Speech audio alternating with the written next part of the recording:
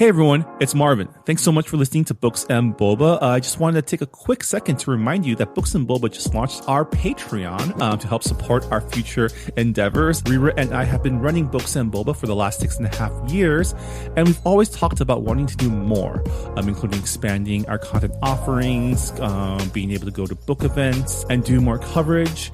And so to help us get closer to those ambitions, we started a Patreon to help us grow and to better support books by Asian and Asian American authors. We are offering 2 tiers for our Patreon. The first is our regular Boba member coming in at $3 a month, which will give you access to our brand new Books and Boba Discord server, so you can engage with your fellow Books and Boba Club members and also Rira and myself in real time. This is where we'll be aiming to move the bulk of our book club discussions, but rest assured we'll still have a presence on Goodreads as well. And our premium tier is our Honey Boba member tier, coming in at $5 a month, where in addition to access to our Discord server, you'll also get access to our monthly Boba Chats, a bonus podcast where Rira and I and some guests will get together each month and have a more casual discussion on stuff that may or may not be book related, as well as answer some listener Q&A. Honey Boba members will also have access to a poll to help decide an official Books and Boba book pick once per quarter.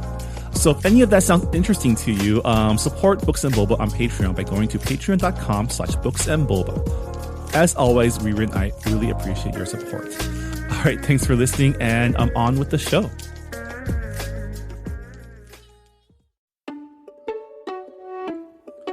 Hey, Books and Boba listeners, it's Marvin. As you may have heard, last month marked the 5th anniversary of Books and Boba, and as we enter our 6th year as a book club, we're finally doing something that we've been talking about for years. That's right, Books and Boba now has some merch.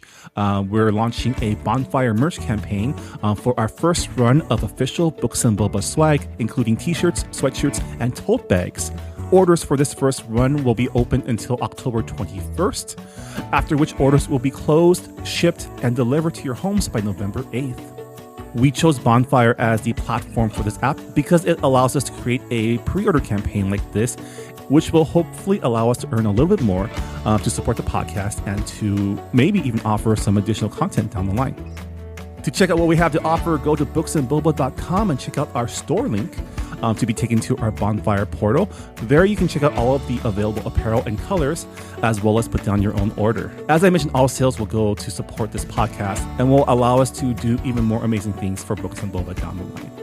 So please check it out. It's the stylish way to both support Books and Boba and look cool while doing it. Again, you can find our Bonfire store by going to booksandboba.com and clicking on the store link.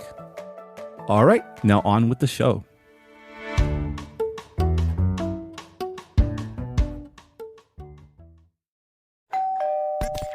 You're listening to Whoa! Potluck.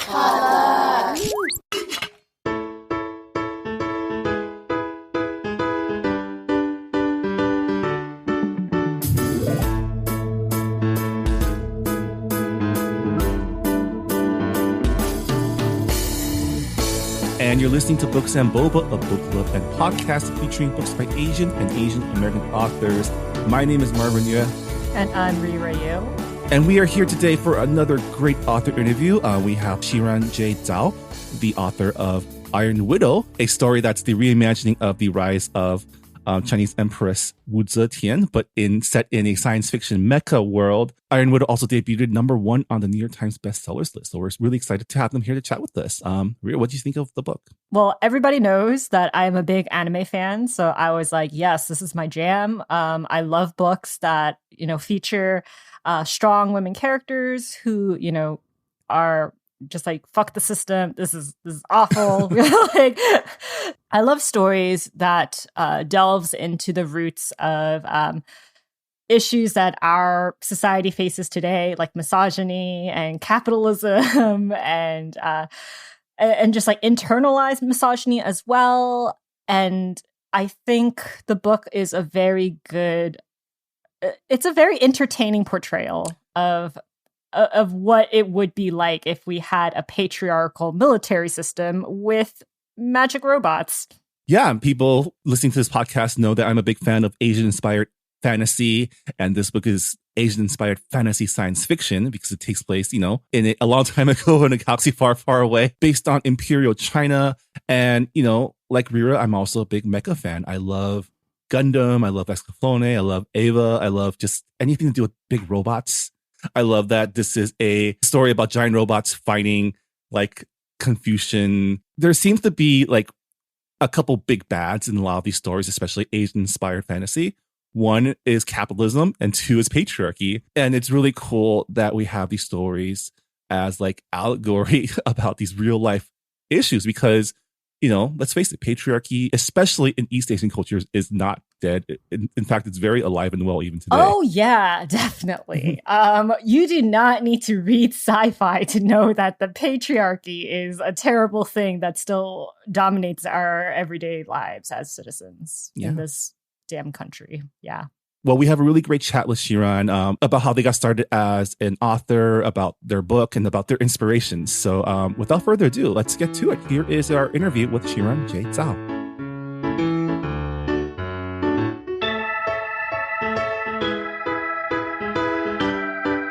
And we are here with Xiran J. Zhao, the author of the New York Times bestselling novel, Iron Widow. Welcome to the show, Xiran. Oh, thanks for inviting me. Wow, #1 New York Times bestseller. Like, that's incredible for a debut. I know, it's kind of surreal because like what? Especially since like it's really rare to hit #1 as a debut nowadays. So yeah, I don't know how it happened. I guess I memed my way to the #1 spot. Your way. Well, I mean, you are, essentially like a Renaissance person. I want to say, like, what's like the Chinese way to say, like, Tiancai, right? Or something like that. Where no, you really. are not only an author, you're also a YouTube sensation.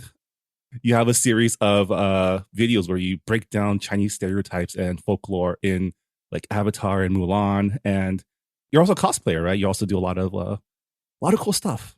Yeah, somehow it all just like came together in YouTube. Even though I like never aimed to have a YouTube career, it just happened accidentally after I got so mad at the Mulan 2020 movie that I was like, okay, I'm going to make a video about this. And then I just like threw the video on YouTube. Literally, like I made my channel like 5 seconds before I uploaded my video, just for the purpose of uploading that video. And then I forgot about it. And then like 3 days later, someone's like, oh my God, your video has like 100,000 views. And I was like, what? And now it has like almost 3 million views. So somehow that happened. I think there was a lot of rage among the Asian community when Mulan, the live action movie, came out. And like, we just needed something out there to pretty much like express all of our discontent towards it. And you did it in such a phenomenal way that it just, like, you couldn't help but just go viral. And I thought it was really, I was going to ask you later on, but I think this is a good time to ask you, like, what did your agent and your publishers think when you launched this YouTube channel? Because usually, like, publishers are like, hey, we want to promote your book, like, make sure to get on TikTok, on Instagram, and, be personable and whatnot. And this was just kind of like an accidental viral moment for you. So yeah, they were pretty happy about it. Oh, they were? Okay. Yeah. And then like it meshed really well with your book promotions. It did somehow. And then I don't know, I have like a tendency to go viral on various platforms. It's very baffling, but I guess it's good for to have that power while being in publishing. Because like, so before my debut week, I like made a couple of TikToks, and then I had like 11,000 followers on there. And then in my debut week, I put out like 5 TikToks that all went viral, and then I gained like 60,000 TikTok followers in 1 week, like the week of my debut. And I was just like, God, what is happening? Like, why do I have this power?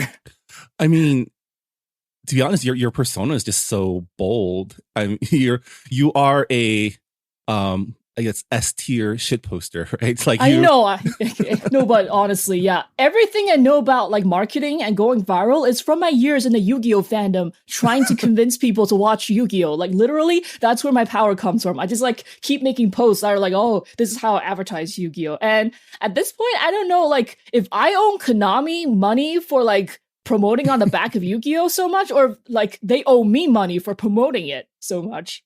Didn't you get verified recently on Twitter because of like your Yu-Gi-Oh? Oh yeah. post?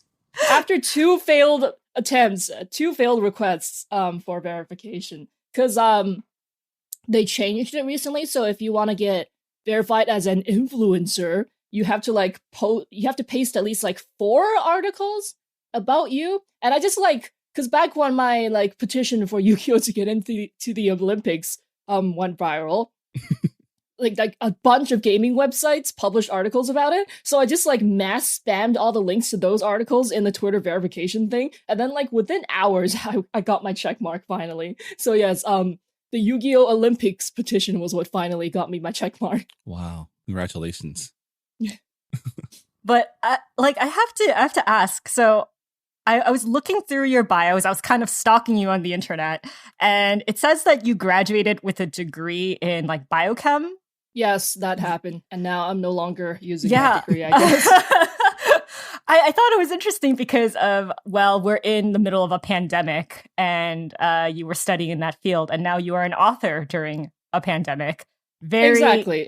Very different journey. It is, just because I guess it's because I graduated just at the wrong time. Like I graduated right into the pandemic. So it was hard for me to go out and like think about finding jobs, because like how am I supposed to go to all those interviews when we're in like the worst of the lockdown? And I think if I had even graduated a semester earlier, that I would have gotten a job in like some research lab, and I would have been working like on the front lines of the COVID research, or at least I'd be some kind of like lab assistant helping people discover, work on the vaccine or whatever. But I just graduated at the wrong time to get into the field and use my degree. So instead I just like wrote books, and I guess that's now my thing. But yeah, originally my parents were actually really mad at me. They were like, okay, so you spent all these years in university, you got this degree, and you're not gonna even use it? And I was like, well, there's a pandemic going on. Where am I supposed to find a job? So I had like several big fights with them about that, but now they're fine. Now you're a New York Times bestseller. Well, yeah, now they have something to brag about, so of course they're fine. Do they have any other friends with children that are New York Times bestsellers? I know. So. Now they're the weird flex family. Like before, because okay, they have boomer friends. All their boomer friends have like super successful children. I'm pretty sure there's like one pharmacist who's like also doing law school, and there's like an accountant at like one of the big firms or whatever, and there's an engineer. And so like that's all their like boomer friends' children. So I was always the black sheep of the friend group because I just had mediocre grades. I'm a solid B student, and I don't have any like cool accomplishments. And I was always like the rebellious one. So definitely black sheep among their friend group. But now they're the weird flex family because they're just like, oh, like your son got into that big accounting firm, huh? Well, Xiran has 330,000 subscribers on YouTube. And like, how are the other boomers even supposed to respond to that? They're just like, okay, weird flex, but okay. That's the true power in today's digital world. Yeah. Well, I don't know. If the apocalypse happens, I don't know where I would be. Well, growing up, did you do a lot of writing? Like, was this something that your parents had to deal with as you grew up as well? Like, oh my God, I think Xiran's a writer. What are we going to do? Actually, no. Growing up, my passion was graphic design. Oh. No, I didn't actually like read that many published books or like write that many stories when I was growing up. It's because like my mom always like pressured me to read the classics, and I really resented that. So like I was just like, no, I hate books. I don't want to read books. And what I read was like fan fiction instead. And then only recently have I come to the realization that I read all of that because like fan fiction is where I truly found the queer content that I wanted. And traditional publishing just didn't have that content at the time. So I turned to fan fiction instead, but that still made me a reader. And nowadays I read a lot more traditionally published stuff because now publishing is letting in a lot of that like queer content and books written by like POC, which is really amazing. So now I resonate a lot more with what's on the shelves. But yeah, I didn't grow up a reader or writer. It was only like when I was 15 that I was like, oh yeah, I'm gonna start try and write books, I guess. Yeah, and I guess you're not the first author that we've talked to that's come from the fanfic world, where that was the only place for diverse content back in the day. We see a lot of authors coming out from that world, and you also join a very prestigious group of super young, talented authors that are fresh from college that have written best-selling books that make us, slightly older folk a little question their life choices, I guess. No, it's fine. If you just think about how I have a whole degree that I wasted. Oh, join the club. Yeah. Oh, really? What did you get a degree in? I got an MBA. Oh my god. I have a degree in screenwriting and producing, and I do not use it at all. Really? It has the closest to her actual degree application. Yeah. I guess I have actually used my degree at some points, but it's definitely not a degree that your parents are like, use your degree. Oh yeah. It's more like, hey, when are you gonna apply to law school or grad school? Oh yeah. Or when are you gonna marry someone rich or stuff like that? Oh my god. No, now after I told my parents that, hey, I'm a #1 New York Times bestseller. Well, first of all, they didn't realize what the New York Times was, so they're just like, okay. Oh yeah, if it's not the China Times, it's nothing. I know. If it's not the Ipolch Times bestseller or whatever. Well, I don't even know they have a bestseller list. But yeah, they were more impressed by my Amazon orange banners. They were like, oh my god, your book is #1 in young adult alien science fiction. And I just let them be impressed. And so after that, my mom's like, well, so when are you going to get married? And I was like, damn, I'm a best-selling novelist and all you care about is if I have a boyfriend. That's more important if you're a girl in the Asian culture. It's just no, please. As soon as you reach a certain age, it's like, yo, you're gonna be cold rice. You need to find someone to marry you right away. Otherwise, you have no chance. And it's like, is that? Yeah, I was like, what terrible? Is this? What is this internalized misogyny, mom? Don't you realize that I could be at the retirement home and still have people lining up at the door in their walkers? Come on, mom. I remember when the announcement for your book came out, and the first thing I noticed was your author photo. Oh my god, with you and your cow. And that was before I read the premise for Iron Widow, which was, Pacific Rim meets The Handmaid's Tale, which are two genres that I really love. But I just want to ask, what was the story behind your cow author photo shoot? Oh, it was basically a dare, I guess a bet with friends, because 7 years ago when I first, well, I guess it's 8 years now, when I first started writing, I was just well, I went to this writers conference and okay, the story is that a few days before the writers conference, I got the cow onesie in the mail and I was showing it off on Facebook hey, yo, I have this cow onesie now. And then a few days later, I went to the writers conference and I also was talking about it on Facebook. And then one of my friends was like, hey, did you wear your cow onesie to the conference? And I was like, no, but you know what? If I actually get published, I will have it as my author photo. I mean, it looks really well lit, and aside from it being a cow onesie, it looks pretty professional. Somehow, because that's actually a front camera photo, a front camera selfie taken by me propping my phone up on my bed. So I am surprised that it was able to go to print because it's actually really low quality of a photo, but I guess it looks professional. I mean, how did you convince the publisher to let you use it? Well, going viral helps. Well, They did actually be like, hey, we noticed that this photo, the vibe of this photo kind of clashes with the overall cover. Are you sure you want it?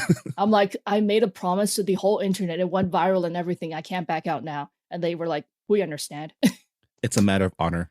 Yes, Asian so honor. Yes. But I was on the cover of Publishers Weekly last week, and when they first contacted my publicist about it, they were explicitly like, we're not using the goddamn cowsuit photo.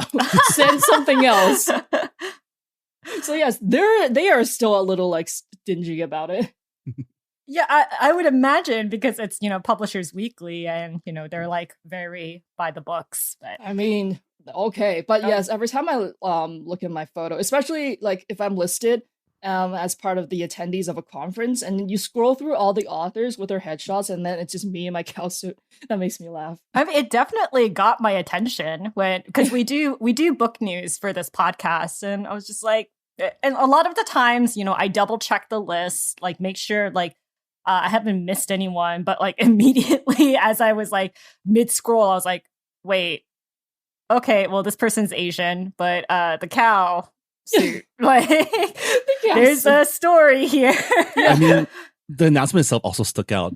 Pacific Rim meets Handmaid's Tale, mecha retelling of Wu Zetian's rise to power, and I want to talk about the log line because Pacific Rim meets Handmaid's Tale is like it's a great way to, I guess, distill it for people who aren't familiar with, like, I imagine the million other inspirations that are in your book, right? Because there's so much like when I was reading your book, memories of watching mecha anime growing up, and also Handmaid's Tale is just shorthand for like Chinese patriarchy Confucianism, right? Yeah, it is. So I only use the Handmaid's Tale because it's like the one female dystopia that's more like familiar to Western readers. But actually what I was envisioning was like the gongdou genre, with like the harem, like Chinese harem dramas. So it was closer to that vibe. Because like Chinese harem dramas are female dystopias, right? Like it's all very like everyone's wearing like big hair, beautiful dresses, and it's all like very lavish, but secretly they're like all plotting to kill each other, and it's just a bunch of women trapped in this like gilded cage.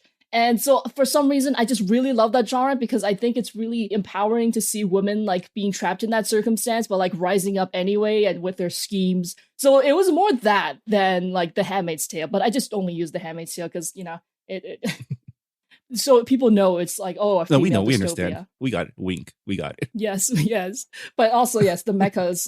Did they remind you of Digimon? Oh my God. I was about to say, I'm a huge Digimon fan. And like when I saw the pictures for the mechas on your website, I was like, man, I'm getting mad Digimon vibes. I love it. Like, they're exactly inspired by Digimon.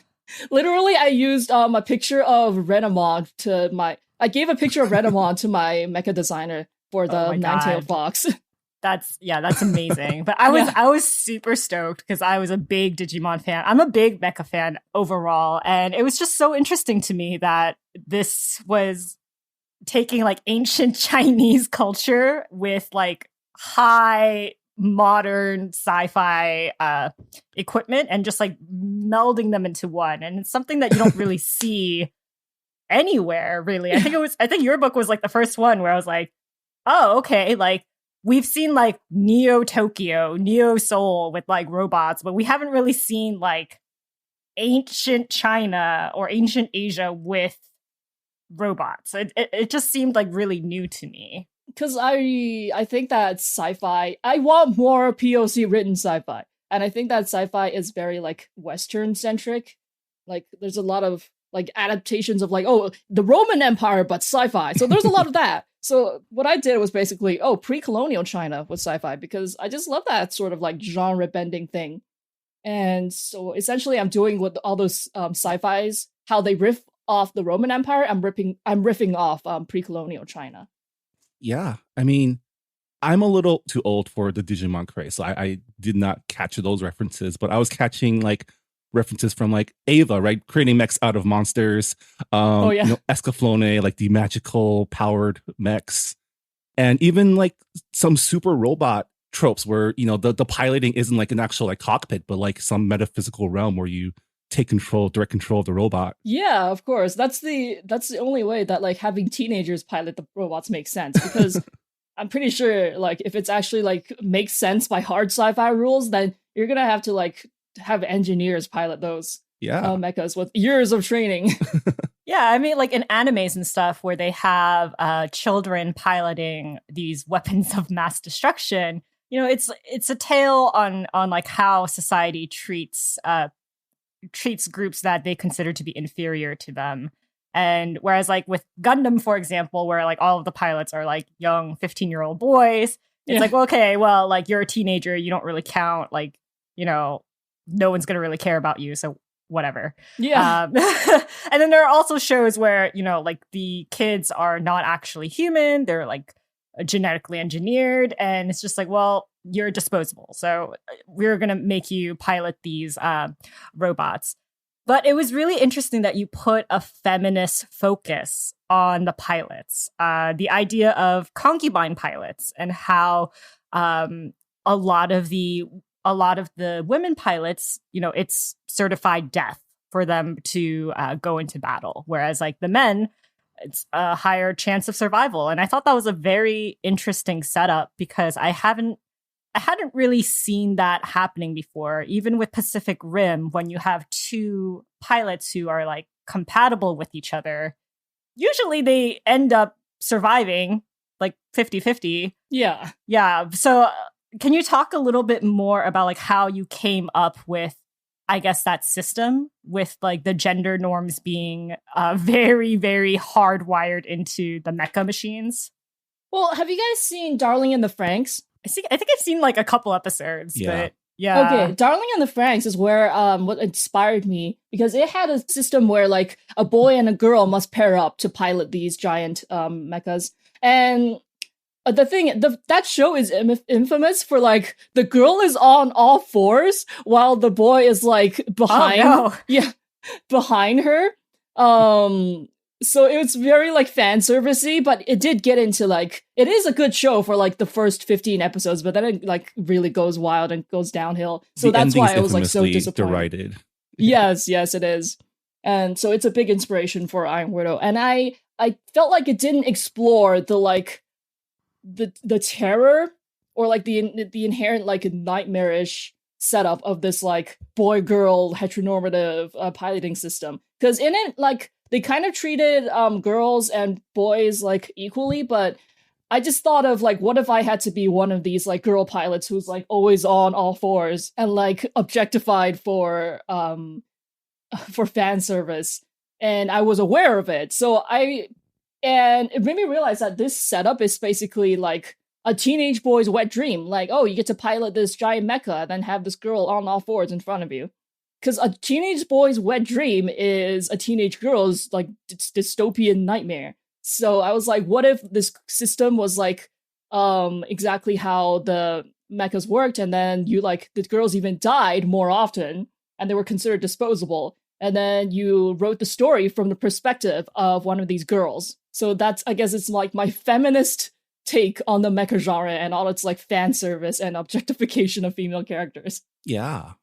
I mean, mecha stories, the mechas are cool in it, but they're not really about the robots. They're about the world and like war. Yeah. And yours is about taking down the patriarchy. It's not Confucianism in this world, but it's, we all know it's Confucianism. It is. Master Kong.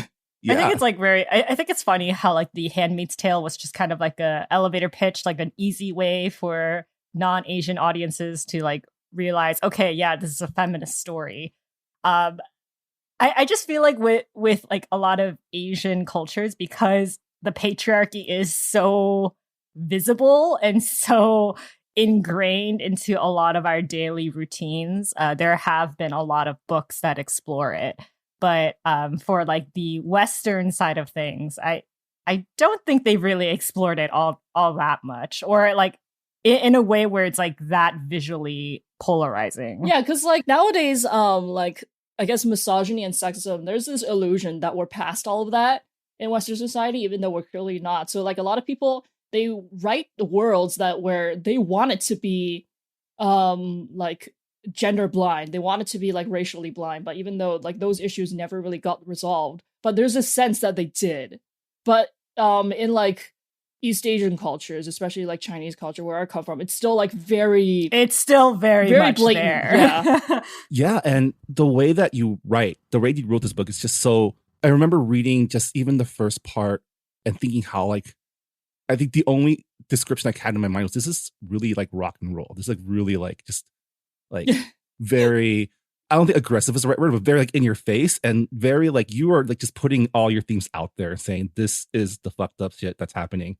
Yeah, for sure. I do feel like I was pretty aggressive in writing it, because I basically wrote it in like a 2-month frenzy. I was just like, I'm so angry. I've gotta write this book. Channel all my anger into it. And what I don't like is that somehow it's the anger is like always relevant. So, like in every stage of my publishing journey, there's like some bullshit going on. Anger is always a good, source of energy, I think. Yes. And it's a very good source of motivation, which we see in your character, Xiran, because the whole reason why she goes on this journey to becoming a concubine pilot is for vengeance. Yeah. And I was like, I respect that. Like, yes. Yeah.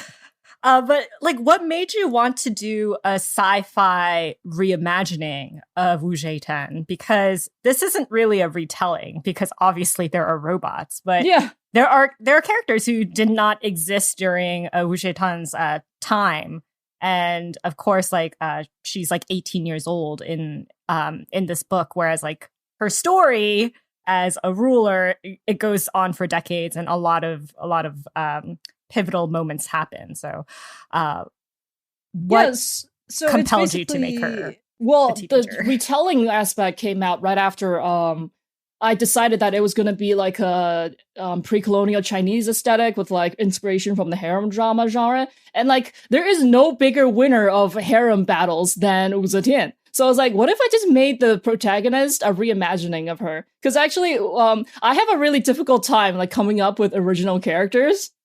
Like I'm actually not that creative of a person. I can't like spin things out of thin air. So I was just like, what if I just made this reimagining? But I also like to have more fun. I was like, this is Chinese history all-stars. So Zhuge Liang's coming in too, like all those people. Like each province is a separate dynasty. So I just wanted to have fun with that.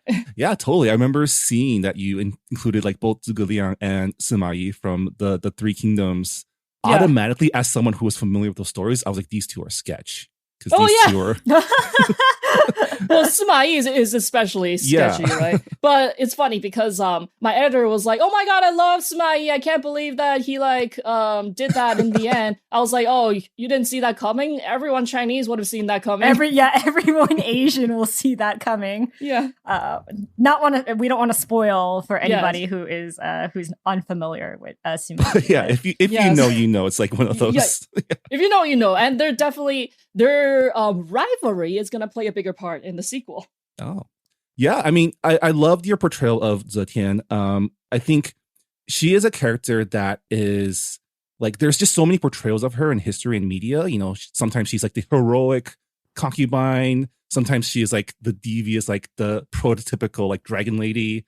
Mm-hmm. And then your version is just like chaos and anger, and I really loved her energy. I think it's also because like she is young in your book, and when you're young, you're angry all the time, and you do make questionable decisions. And so I really like how the theme in your book is about like how women constantly have to like shrink to make space for insecure men. Yes, and how like women's like power and possibility, they're always measured and compared to like, how is it going to affect the man? Like, is it going to affect his prospects of surviving or succeeding? And I just thought it was like a really interesting way to explore all of like the gender norms and dynamics.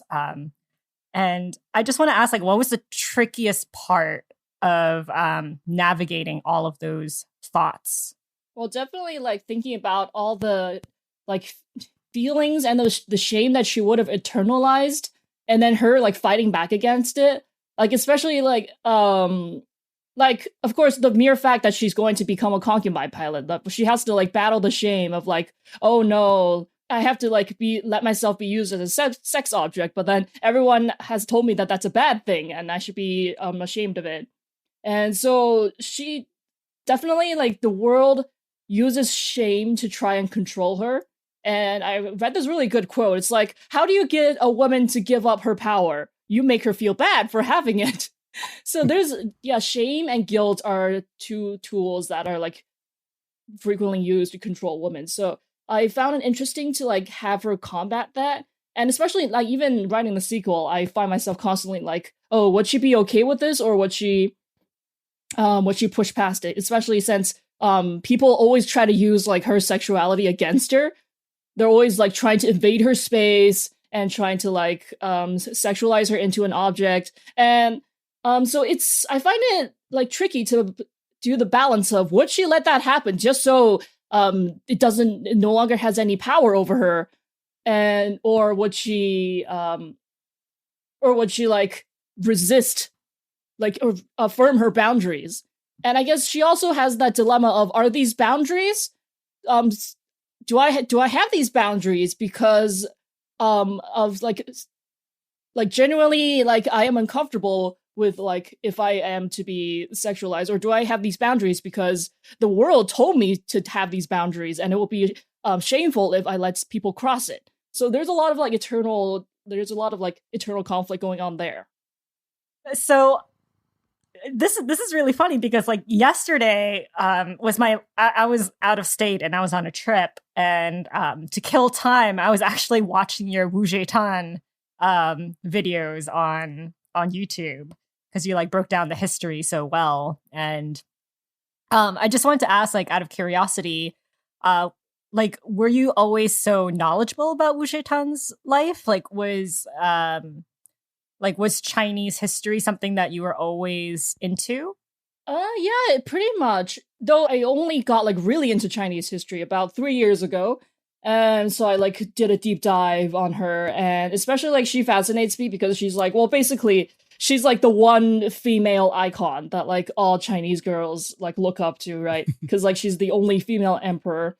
And I do think that, well, she's always portrayed in like dramas and stuff, but I do think that there is no single drama out there that does full justice to like her journey. I think they're too afraid to portray her as like power hungry and like making all these morally questionable decisions. But yeah, I find her actual history a lot more exciting than most of the dramas that are based on her. Yeah, I mean, didn't she marry her, not her son, but like the son of the emperor that she originally was a concubine for, and then like took over the throne after that son died, right? Yeah, that's amazing, because like she went through 2 harem battles. No one else can say that. Well, yeah, very few others can say that. And it's all mired in, like, did she kill her husband or not? Yeah. We don't know, because we don't know. Historians are iffy on the details, and also all men. Yes. But one thing that they're not iffy on is the fact that Wu Tan was a great administrator. Yes, for sure. You can't erase that level of competency, apparently. Yes, exactly. Like the empire flourished under her. She was very like, she had a lot of good policies for the masses. And of course, like, if the masses weren't happy, then they would have overthrown her so fast, because like she's a woman. But no, she made it she was really good at picking out competent people and using those people. And so they ran her empire very well. So nobody had any complaints except for the Confucians at the top who were like, no, not a woman in power. This is wrong. One thing that I like found really refreshing about your book was the representation of a poly relationship. I haven't read that many that have like polyamorous relationships show in a healthy light. There's usually some kind of drama and there's some kind of back and forth, but like when I was reading it, I was like, no, everybody seems pretty chill. Yes. Well, maybe chill at the end, but it was just like, is this okay? Is this not okay? And that's like pretty much like the level of like the insecurity. Yeah. And it was really nice because I was just like, I love my 2 boys. I love the 2 cinnamon rolls. Yeah. Can you tell us a little bit about how you developed that polyamorous relationship? Was that always in your blueprint? And did you have a favorite, I don't know. I shouldn't say like, did you have a favorite boy? Because that defeats the purpose of having a poly relationship. Yeah. Well, yes, it was planned from the beginning, because I wanted to because everybody is like, a lot of YA readers are tired of like always seeing love triangles in YA and having that be like the main source of tension. And I was like, hey, in this book, how about, because like this book is all about breaking like gender binaries and gender roles. So how about I do poly, because it also breaks that the binary expectations that a relationship is between one boy and one girl. So I was like, yeah, I wanted to do a poly romance from the beginning. And yes, for sure, like I can't actually choose between the boys, and that is the whole point. Like, so Tian can't choose either. So she's like, hey, how about we all get together? I mean, you two are attracted to each other, so why not? Get ahead of all the shipping wars. It's like, no, they're all in love with each other. Yes. Yeah, it's like, hello, this is my boyfriend Shimin, Yeah. and Shimin, this is your boyfriend Yuji. Yes. Like, it's like everybody is happy, everybody is in love. Yeah. It's always nice to just like have more representation in romance, because I feel like we haven't seen enough in poly, especially in fantasy, which is so weird because it's fantasy. Yeah. You would expect there to be more non-binary relationships, but we're getting there slowly but surely. I know. I think it's because people don't see it in traditional publishing, so that's why like people think they can't write it. Because for sure, when I first submitted the manuscript to my agent was like polyamory is more of an adult thing, so I'm not sure you can keep it if you're gonna keep this young adult. And I was just like, nah, I am not like breaking the triangle. That cannot happen. Also, kids these days, they understand. They understand much more than we give them credit for.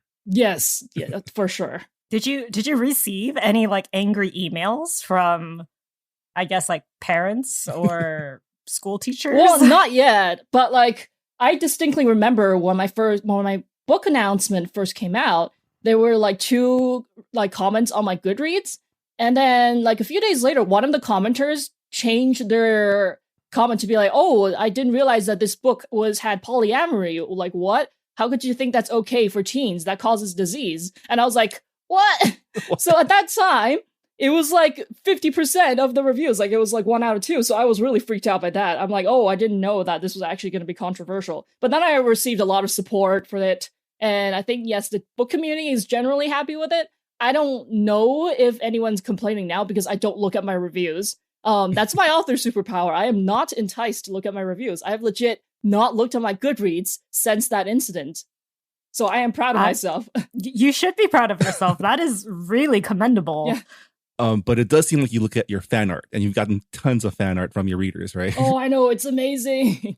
They're drawing all the scenes that I envision, and I'm like, oh God, I'm so honored. I really enjoyed how you inserted, I mean, as a ethnically Chinese person, I enjoyed all the little like Chinese tidbits you added in, including things like folklore, things like the moon rabbit, things like the Huli Jing and like the Duche, like the vermilion bird. And like also like I was wondering, the bad guys or the enemies in your book are the Hunduns. Mm-hmm. And when I was reading them, I like for the longest time I thought, did she mean to call them wontons? And then you did also like lampshade that later on in your book as well. I know. I'm like, oh, yeah, wontons, named after how they pronounced Hundun in the South. Because actually the wontons are based on the mythological creature of Hunduns. Oh. Like that's what they're supposed to be. Like Hunduns are supposed to be these like faceless, featureless, like rotund blobs of chaos. And that's actually is what wontons are based on, like the myth. Oh. I did not know that. You're not Chinese enough. Yeah. Mark. Yes, No, not, I'm totally joking. Yeah, so in the world lore, wontons came because like there is a tradition in Chinese culture to like make your enemies into like a dish of food and then you can eat them. That's true, so yeah. in like my world lore, wontons came about because they were like, oh, those goddamn pesky Hunduns always attacking us. We're gonna make this into a dish. This is like Hundun soup, and we're gonna eat them. So yeah, that in my world lore, that is how wontons came about. Amazing. So out of all of the mecha robots, which one do you think you would pilot? Like what element, what chi would you have? Oh man. I think I'm for sure like a fire person. And I think I would like to pilot the nine-tailed fox just because I don't want something too big. And the nine-tailed fox seems like a pretty nice unit, like mid-sized. Well, it's technically supposed to be one of the biggest, but like it's not as big as the vermilion bird. The vermilion bird flying would be cool, but I'm not sure if I'm like ready to handle that. Yeah, that's I can see it. You as like a fire chi person. Yeah, like I'm definitely not as like cold and calculating as Zetian. I'm more impulsive. Yeah, I mean, you mentioned that you had a mech designer. Like, did you contract someone because you needed to know how the mechs would look, or did they design it to your specs? Oh yeah, I was on Twitter and I was like, hey, anyone know any good mecha artists out there? So that's how I found Geo Manning, who designed the Vermilion Bird.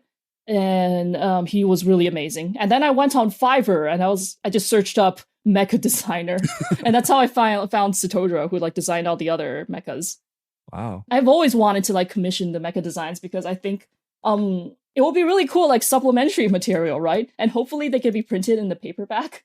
Because I didn't get them in time for the hardcover because I don't think my publisher wanted to like waste ink on that. But yeah, maybe the paperback will have the designs.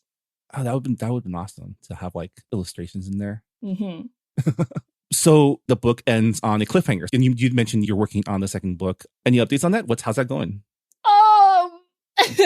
So the second book has been a lot more tough to draft for sure. So it's not coming along as smoothly as Iron Widow itself. But you know what? I am like making progress through it. Yeah, I heard that like the second book is always the hardest one to write. Yeah, because like all the rules of the world are established and you can't go against what you said in book one. So it's like, but for sure, I can tell you guys that the second book will definitely have a much stronger antagonist. Oh, nice. Like in Iron Widow, the antagonist was just like society itself and the patriarchy. But in book 2, there will be a specific person that like makes life hell for Zetian, but also like she needs to depend on him. Oh, that's the worst. Like when you were saying like, oh yeah, the antagonist in the first book is about society, and I'm like, society is such a bitch. Like, like biggest antagonist you can have. But I'm really excited to read the sequel to Iron Widow. Is there a title for it? I cannot reveal that yet. Oh no. Okay. Yeah. There goes our exclusive. I know. I tried. Next book is, well, I can say that it's going to be, because in book 1, I tackled some like straight up, take down the patriarchy. But in book 2, I'm going to explore the like anti-feminist backlash. So it's going to be like Zetian versus the alt-right, the far right, like oh gosh. who thinks like, oh, like losing rights means we're being oppressed. So it's going to be like her versus the outright, and the antagonist is this like Jordan Peterson, Ben Shapiro kind of guy who's like, oh, Mr. Gaslight Gatekeep the girl boss. So that's gonna be him. Wow, amazing, and cannot wait. Yeah. Well, Xiran, congratulations on the success of your book so far. Thank you. Looking forward to all your future successes, and thank you so much for joining us on Books and Boba. Oh, thank you so much for inviting me. And that was our chat with Xiran J. Zhao, the author of Iron Widow, available now on booksellers everywhere. If you haven't read it yet and are interested in the book, definitely check it out. It's also available for purchase at the Books and Boba bookshop. We do have an online bookstore where we have several lists hand-curated by Rira of books by Asian and Asian American authors, including all the books that are featured in our podcast. And any books bought on that platform does help support Books and Boba. Yes. We finally have merch now. So yeah, we have merch too. So we have launched our bonfire campaign, selling our first run of Books and Boba merchandise to celebrate our 5th anniversary. Just a quick reminder on how bonfire works. It is a limited time campaign, so you have until October 21st to put in your order for a Books and Boba t-shirt or sweatshirt or tote bag, and after the order period closes, all the orders will be shipped out. So you will be receiving your Books and Boba merch by November, I believe, 8th. Yeah. So they are only available for a limited time. So if you are interested in rocking some Books and Boba merch, just head over to booksandboba.com and click on the store button on the main navigation, and that'll take you to our bonfire shop. Very excited that we have merch. That's true. Yeah. I'm gonna buy 5, and I'll be my everyday rotation. I'm gonna be that guy who just wears my own merch every day. I'm probably gonna get the tote bag for myself simply because that's all I carry these days. I use a tote bag for all of my bags. I don't carry any like purses or anything fancy because I just carry a whole bunch of shit in my bag. Usually it's like 2 books and it's like, why is this in here? Am I really going to be reading this while I'm out getting coffee? Probably not, but who knows? I think about that all the time, and you never know when you might need to pull out a book. I mean, I literally have like 20 books on my phone that I have not, I have just bought because it was on sale, and I'm like, oh yeah, I'm gonna read this at one point, and then I buy a physical copy of the book, and it's like, it's here, even though I have like 20 books in my phone that I haven't read yet. I don't know why I bought a physical book. The struggle is real, you know. Yeah, you know, if this tote bag will help you curb your book buying habits, hopefully, by having books that you're supposed to read in your bag, it will prevent you from buying more books that you don't need. Anyway. All right. So, Rira, please remind us what our book club pick is for October 2021. We are reading The Inugami Clan by... Not clan, curse, right? It's curse. So for our listeners, there's a new printing of this book that came out like I think last year that changed the name, and that version is the most readily available. So it could be clan or it could be curse. I think if we use it interchangeably from now on, please just be understanding. But but our October 2021 book club pick is The Inugami Curse, or The Inugami Clan by Seshi Yokomizo. This book came out in the 1950s, and it is one of the oldest Japanese detective novels that are out there.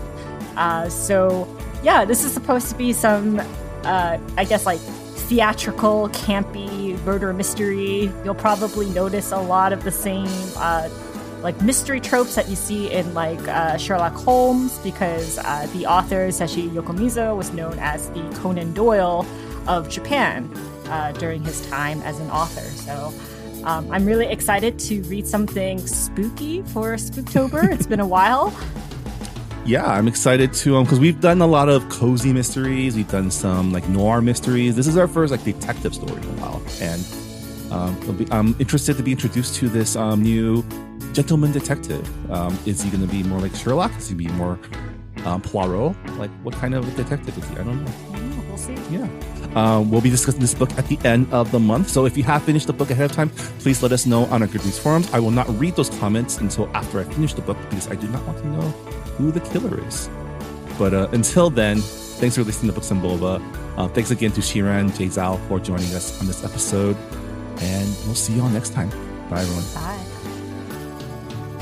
Thanks for listening to Books and Boba. This podcast was hosted by Marvin Yue and Rira Yu and edited and produced by Marvin Yue. Follow the book club on Twitter and Instagram by going to @BooksandBoba and engage with us on Goodreads on our Goodreads group. You can also check out past episodes of the podcast by going to booksandboba.com and by subscribing to us on your favorite podcast app. Don't forget, you can support Books and Boba and Asian American authors by purchasing books at our bookshop.org account. Check out the link in our show notes and also at booksandboba.com. Books and Boba is a proud member of the Potluck Podcast Collective, a collective of Asian American hosted podcasts featuring unique voices and stories from the Asian diaspora. Learn more about the collective and check out our fellow Potluck shows by visiting the website podcastpotluck.com. Thanks for listening.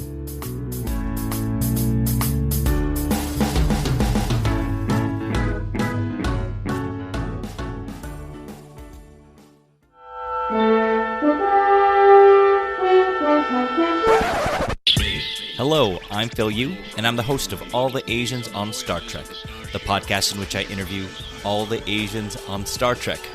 I'm talking to actors, writers, directors, stunt people, background extras. You know, all the Asians on Star Trek.